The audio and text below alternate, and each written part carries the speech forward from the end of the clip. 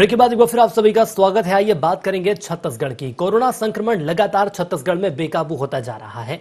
यहां लगातार तेजी के साथ कोरोना का ग्राफ बढ़ता जा रहा है। हालांकि कोरोना संक्रमण को कंट्रोल करने के लिए सरकार ने पूरी तैयारी की बात कही है, लेकिन इसके बावजूद भी आमजन के साथ साथ कई जनप्रतिनिधि कोरोना की जद में आ चुके हैं। खुद पूर्व सीएम डॉक्टर रमन सिंह की पत्नी वीणा सिंह भी इसकी चपेट में आ गई हैं। हालांकि सरकार ने तो पूरी तैयारी होने की बात कही, लेकिन फिर भी अभी तक लगाम लगती नजर नहीं आ रही है, जिसका आलम यह है कि प्रदेश में 5,244 मरीजों का इलाज अब भी चल रहा है और 142 मरीज इसकी वजह से अपनी जान गंवा चुके हैं।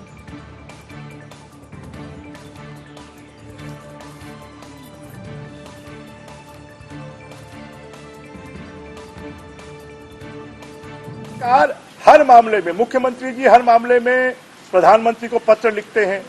कांग्रेस के प्रवक्ता मंत्री जो मोदी सरकार पर डालते हैं।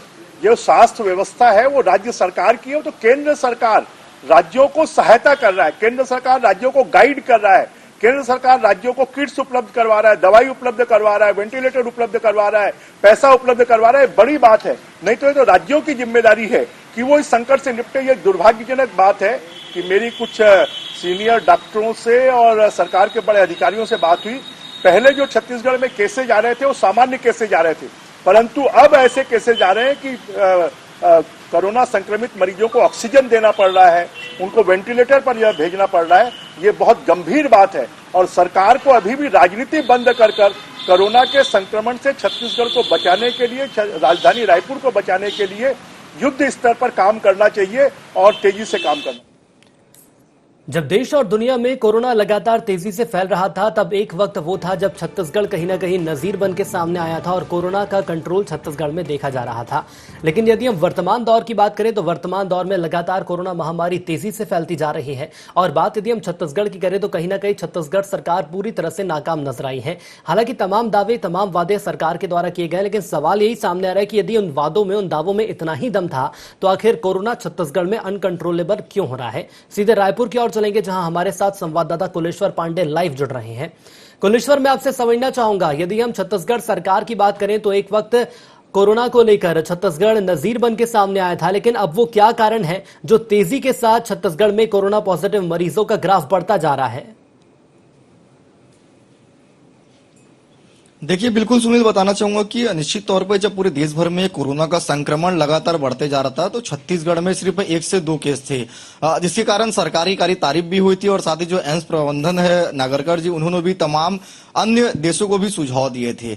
लेकिन उसके बाद धीरे धीरे जब प्रवासी मजदूरों के आने का सिलसिला छत्तीसगढ़ में जारी हुआ, लगातार मरीज जो है बढ़ते गए, सरकार कहीं ना कहीं जो तैयारी करना चाहिए था वो तैयारी सरकार की उस समय नजर नहीं, क्योंकि छत्तीसगढ़ सरकार को यही लगा था कि जो कोरोना संक्रमण का विस्तार है वो कहीं ना कहीं छत्तीसगढ़ में उतना नहीं होगा जितना अन्य राज्यों में है। लेकिन जिस तरह से छत्तीसगढ़ में जो कोरोना का संक्रमण का तेजी से जो है विस्तार हुआ, तेजी से संक्रमण फैला, कहीं ना कहीं सरकार के सामने एक नई चुनौती जो है खड़े हो गई। लेकिन उसके बावजूद भी जो जमीनी स्तर पे काम होना चाहिए वो काम कहीं ना कहीं छत्तीसगढ़ में देखने को नहीं मिल रहा है। सुनील, बता दूं कि अब तक 142 लोगों ने अपनी जान गंवा दी है कोरोना के कारण। उसमें सबसे अधिक जो मौत है वो राजधानी रायपुर से हुई है और मरीज भी जो है लगातार राजधानी रायपुर से बढ़कर सामने निकल रहे हैं। आज आलम यह हो गया कि प्रतिदिन 500 से अधिक मरीज छत्तीसगढ़ में कोरोना के संक्रमित मिल रहे हैं। कहीं ना कहीं सरकार को जमीनी स्तर पर तैयारी करना चाहिए थी और तैयारी इनकी नहीं हुई, इस कारण जो है अब छत्तीसगढ़ में कोरोना का तेजी से विस्तार हो रहा है।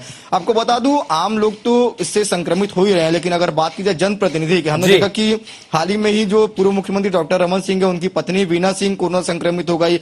नेता प्रतिपक्ष धर्मलाल कौशिक जो है कोरोना संक्रमित हो गए। साथ ही कई जो विधायक है वो कोरोना संक्रमित हो गए। अभी कुछ लेकिन कुलेश्वर, सवाल यहां पर यह सामने आ रहा है कि यदि हम राज्य सरकार की बात करें तो मुख्यमंत्री के द्वारा तमाम दावे किए जाते हैं। स्वास्थ्य मंत्री की बात करें, टीएस सिंहदेव की बात करें तो उनके द्वारा भी दावे किए जाते हैं कि लगातार मॉनिटरिंग की जा रही है और हर वो कोशिश की जा रही है जिसके चलते हैं पॉजिटिव मरीजों की संख्या कम की जा सके, या तो ये कहा जा सकता है जो लगातार मरीज बढ़ रहे हैं इन्हें रोका जा सके। लेकिन क्या ये कहा जा रहा है, क्या ये कहा जा सकता है कहीं ना कहीं जो मॉनिटरिंग हो रही है वो सही तरीके से नहीं हो रही है? जैसा कि आपने बताया कि प्रवासी मजदूरों के आने का सिलसिला शुरू हो गया और उसके बाद से ही लगातार तेजी से ग्राफ बढ़ रहा है। देखिए बिल्कुल मॉनिटरिंग जो है वो निश्चित तौर पे सही तरीके से छत्तीसगढ़ में नहीं हो पा रही है। अगर सही तरीके से होती तो इतने जो मरीज है वो नहीं बढ़ते, क्योंकि हमने देखा पहले 100, 200, 300, 400 और अब 500 से अधिक मरीज जो छत्तीसगढ़ में मिल रहे हैं। तो कहीं ना कहीं जो मॉनिटरिंग करना चाहिए स्वास्थ्य विभाग को चाहे सरकार को, वो कहीं ना कहीं होता हुआ नजर यहाँ पे नहीं आ रहा है। जिस तरह से विस्तार कोरोना को हो रहा है, निश्चित तौर पर अब एक डर की स्थिति भी जो है लोगों में बढ़ गई है, क्योंकि पहले जो लोग मिलते थे वो उनकी हालत ठीक रहती थी, लेकिन अब जो कोरोना संक्रमित मिल रहे हैं उनको वेंटिलेटर सपोर्ट में रखा जा रहा है, ऑक्सीजन दिया जा रहा है, और जो मौत जो हो रही है कहीं ना कहीं लोग भी अब थोड़े से डरे सहमे हैं। लेकिन कहीं ना कहीं लोगों की लापरवाही भी इसमें देखने को मिल रही है। तमाम गाइडलाइन, तमाम दिशा निर्देश के बावजूद भी जो लोग भी इसका पालन नहीं कर रहे हैं। आज भी अगर हम सड़क पे निकल जाए, बाजारों में निकल जाए, तो कई लोग बिना मास्क के और भीड़ भाड़ जगहों में जो है खड़े हैं। तो निश्चित तौर पर सरकार बिल्कुल कुलेश्वर, ये तो कहा जा सकता है या तो फिर जागरूकता की कमी है छत्तीसगढ़ वासियों के अंदर, जिसके चलते लगातार केसेस सामने आ रहे हैं। लेकिन मैं एक सवाल और आपसे लेना चाहूंगा जो कि स्वास्थ्य विभाग से संबंधित है। क्या ये कहा जा सकता है स्वास्थ्य विभाग के पास पर्याप्त व्यवस्थाएं नहीं है? देखिए हालांकि सरकार तो ये कहती है कि व्यवस्था पर्याप्त है, लगातार कर रहे हैं, लेकिन कहीं ना कहीं थोड़ी सी व्यवस्था की कमी यहाँ पे नजर आती है। जिस तरह से चाहे वो बेड की कमी है, क्योंकि अभी कुछ ही मेडिकल कॉलेजों में जो है कोरोना के संक्रमण का इलाज हो रहा है। रायपुर एम्स जो है पूरी तरीके से फुल हो गया, और इसके कारण जो सैंपल जो है वो काफी लेट लिया जा रहा है, और सैंपल के रिपोर्ट भी काफी लेट आ रहे हैं। तो कहीं ना कहीं थोड़ी सी व्यवस्था और इनको दुरुस्त करना पड़ेगा, नहीं तो आने वाले समय में जो अनुमान केंद्र ने किया है, हालांकि जो हाल ही में टीएस सिंहदेव ने जो एक ट्वीट किया था, उन्होंने कहा था कि केंद्र ने कहा है कि 63,000 के पार अगस्त के आखिरी में मरीज का आंकड़ा जा सकता है। तो निश्चित तौर पे ऐसा स्थिति छत्तीसगढ़ में आ सकता है, लेकिन सरकार को जो है जमीनी स्तर पे काम करने की जरूरत है, स्वास्थ्य विभाग को जमीनी स्तर में काम करने की जरूरत है, तभी कोरोना से छत्तीसगढ़ जंग जीत जाएगा। नहीं तो आने वाली स्थिति निश्चित तौर पर छत्तीसगढ़ के लिए काफी चिंतित, छत्तीसगढ़ के लिए आने वाली स्थिति काफी नुकसानदेह हो सकती है यदि हम केंद्र के आंकड़ों की ओर ध्यान दें। तो मैं रोकना चाहूंगा आपको। कांग्रेस प्रवक्ता घनश्याम राजू तिवारी जी हमारे साथ जुड़ चुके हैं। तिवारी जी, बहुत स्वागत है आपका ND24 में। नमस्कार। तिवारी जी, वो क्या कारण है कि एक वक्त छत्तीसगढ़ कोरोना को लेकर नजीर बनकर सामने आया था पूरे देश दुनिया की, यदि मैं बात करूं, और अब जाकर लगातार मरीजों की संख्या बढ़ती जा रही है? देखिए, मरीजों की संख्या बढ़ने के पीछे मुख्यतः कारण और आशा यही है कि जो मजदूर हमारे अन्य राज्यों से पहुंचे हैं और जो आए हैं, उन्हें कहीं न कहीं संक्रमण की स्थिति पूर्व में दिखाई पड़ती रही। और आज हम कह सके लाख गवर्नमेंट के उपायों और सुरक्षाओं के बावजूद जो संख्या आ रही है, उसमें सबसे संतोषजनक बात यह है कि कैजुअलिटी नहीं है। आज जो भी संक्रमित लोग इलाज के लिए हॉस्पिटलों में भर्ती हो रहे हैं, उससे कहीं अधिक की संख्या में लोग डिस्चार्ज भी हो रहे हैं जी। तो समस्या जरूर है, परंतु इस समस्या से निजात पाने का सरकार अपना काम करती है, ये अपनी जगह है, लेकिन स्वयं हर नागरिक को, हर जनता को अपनी सुरक्षा और बचाव के लिए खुद जागरूक होना पड़ेगा, तभी जाके हम इस महामारी से लड़ सकते हैं। ये बिल्कुल सर, यदि हम आम जनता की बात करें तो आम जनता को जागरूक तो होना ही होगा, लेकिन कहीं ना कहीं सरकार का भी ये दायित्व तो बनता है कि लोगों को वो जागरूक करे। और इस दिशा में यदि मैं बोलूं तो जागरूकता अभियान को लेकर क्या कुछ कदम उठाए गए हैं, ये सबसे बड़ा सवाल है। मैं रोकना चाहूंगा आपको। यहाँ बीजेपी का पक्ष रखेंगे अमित चिमनानी जी हमारे साथ जुड़ चुके हैं। अमित जी, बहुत स्वागत है आपका ND24 में।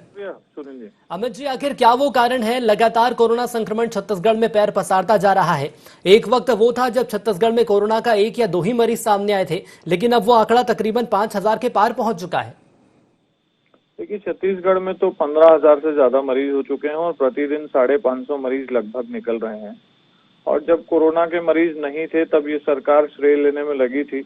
इंफ्रास्ट्रक्चर की व्यवस्था करने की बजाय ये लोग 13 प्लेयर्स ने कोरोना की स्पीड को थाम लिया, ऐसा प्रचार कर रहे थे। अपने आप को न्यूजीलैंड, जो कि एक कोरोना फ्री कंट्री है, उससे कंपेयर करने में लगे थे।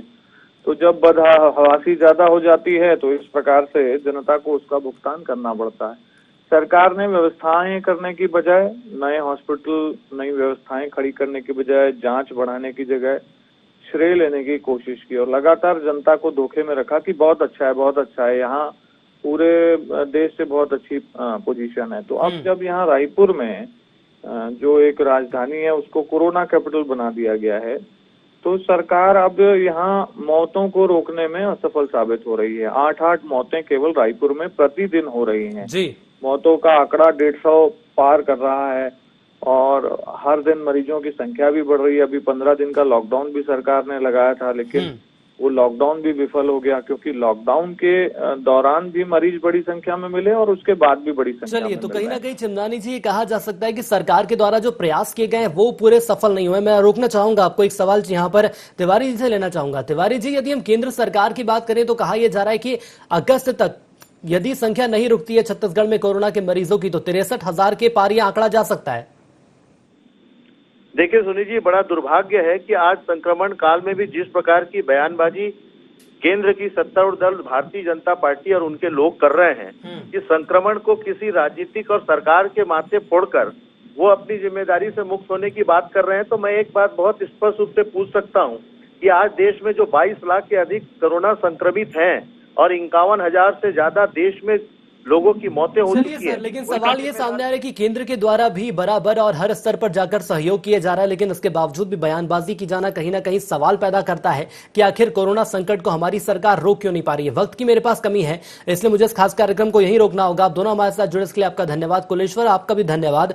तो लगातार छत्तीसगढ़ में कोरोना तेजी से बढ़ता जा रहा है। सवाल ये सामने आ रहा है कि केंद्र के द्वारा मदद की जा रही है, उसके बावजूद भी राज्य सरकार असफल क्यों नजर आ रही है। यह आंकड़ा 15,000 के पार जा चुका है, लेकिन अब देखने वाली बात होगी कि क्या इस आंकड़े को रोकने में सरकार सफल होती है, और यदि सफल होती है तो उसके लिए क्या नवाचार सरकार के द्वारा किए जाते हैं। इसी के साथ IND स्पेशल में आज के लिए इतना ही। दीजिए इजाजत, नमस्कार।